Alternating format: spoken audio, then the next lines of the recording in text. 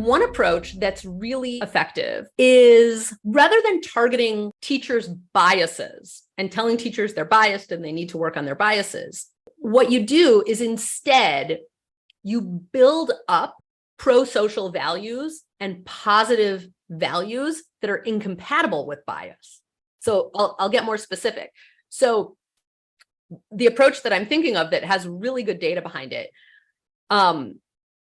is one where teachers are brought in to do a training, and what happens is they are asked about what sorts of values promote student achievement and student success. And there's a whole discussion about things like empathy for students' perspectives, valuing students' perspectives, developing trust between teachers and students, promoting mutual understanding between teachers and students.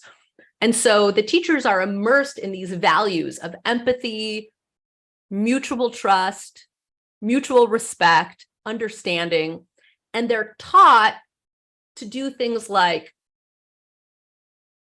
consider a student's perspective, consider a situational reason a student might behave the way they are, avoid labeling a student a troublemaker. Even if the student is misbehaving, avoid using a label, because that kind of permanently cements an idea about that student. And so the teachers go through this process, this training of sort of thinking deeply about all of these values, these really important values. And then the teachers write out ways that they're going to live out these values in their classrooms. So a teacher will write something like, I'm going to greet the students with a smile every day, no matter what happened the day before.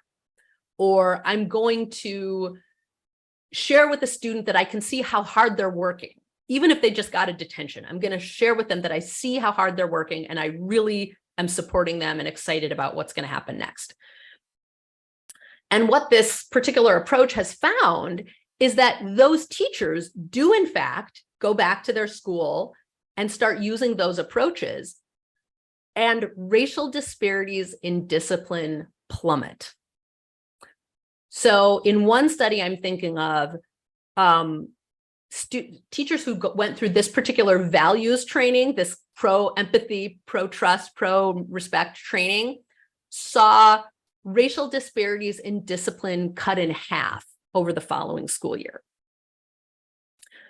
So this is a really interesting approach, because instead of targeting bias, they're actually trying to elevate values that compete with bias. Like if you really feel empathic towards someone, if you really are trying to respect and understand someone, there's not a lot of room for bias.